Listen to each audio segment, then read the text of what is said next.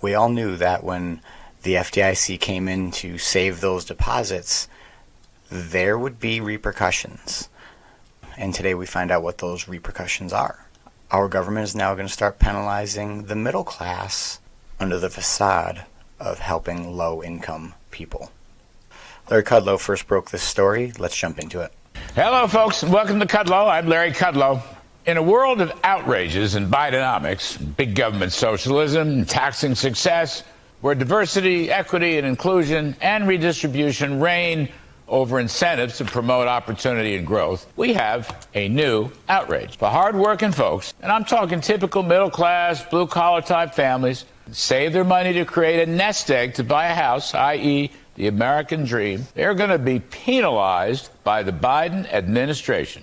It's another example of Biden's war against success. The administration now is going to hike payments for good credit home buyers in order to subsidize high-risk mortgages. That's right. New federal rules from the Federal Housing Finance Agency, which is Fannie Mae and Freddie Mac, and they control about 60% of the housing mortgage market. Those rules go into place May 1st. If you have improved your FICO credit score to 680 or higher, or if you have made a down payment of 15 or 20%, you'll be penalized with higher mortgage interest rates and new large fees on the transaction. This is an attack on the American dream. This is way more than an attack on the American dream. Housing crises happen because of housing bubbles. Every bubble comes from cheap money with no risk. For most people, their life circumstances is the real reason that they are poor, and it is incredibly difficult to dig out of that hole. When you have less to lose, you're more willing to risk it.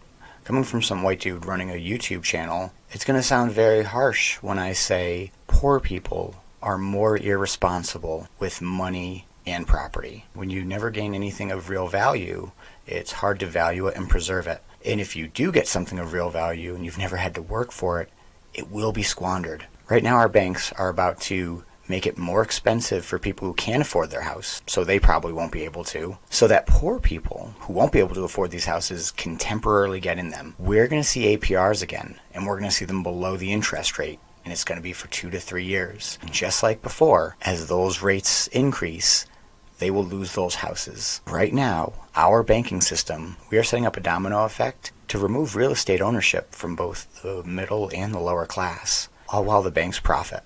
And everybody should try to put 20% down. That's a commitment to the future. It's a matter of financial responsibility. It shouldn't be penalized. It should be rewarded. And you get your FICO credit score up to 680 or nearly 700, you should be rewarded for your effort. What Biden is doing is creating a responsibility tax to fund irresponsibility. We are setting up for housing collapse. We can't make it so banks can safely make more risky loans. Again, he is attacking middle-class people. The other side of the coin is that people who have not achieved a good down payment or a good credit score, they're going to be rewarded with lower mortgage rates and lower fees. Everybody wants as many people as possible to own a home. Okay, I get that. Share in the American dream. This is not the way to do it. Fannie Mae and Freddie Mac had to be bailed out by taxpayers 15 years ago to the tune of $191 billion. Taxpayer bailout. Because these government-backed agencies put their seal of approval and the government backing behind mortgages for people who really could not carry the mortgage financially. I'm so happy that Larry covers this because it is the real problem. Yes, you're about to steal a bunch of middle-class people's money through increased taxes and insurance, making them have to deplete their savings, making them more likely to default. And let's not forget, 1% of our American population has become unemployed this year. Tech companies have had massive wipes. Their unemployment payments will end even if they do get extended. And it's not tomorrow, it's not 3 months from now, it's not even 6 months from now. It's going to be close to the election season or after a new president comes in that we will see the repercussions of this effect, and it is going to be bad. And when interest rates went up, then just like they've gone up now, it made matters worse for folks who either had no equity in their home maybe 5%, did not have steady incomes, did not have a savings nest egg, and they defaulted on their mortgages, which caused Fannie and Freddie to lose money and eventually to go bankrupt. They went bankrupt. Why in the world would any administration, Republican, Democrat, whatever, repeat those mistakes? Why? Now let me reiterate. Fannie and Freddie had a $191 billion taxpayer bailout. Do we seriously believe we want to repeat that? Or why put a burden on families who can't afford it? It's not good for them. Yet, government subsidies are never a substitute for a savings nest egg and a surefire income statement history.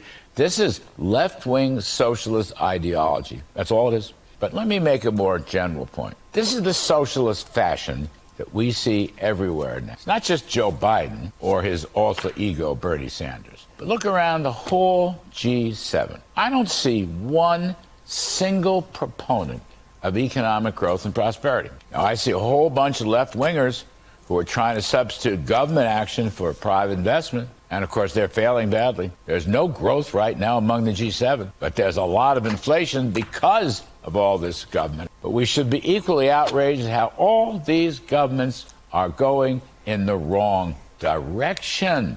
He says it perfectly. If you know anyone right now who has a mortgage, let them know. They can't stop what's about to happen, but if they get a heads up, maybe they can save enough to where they don't get foreclosed on in the next 2 to 3 years.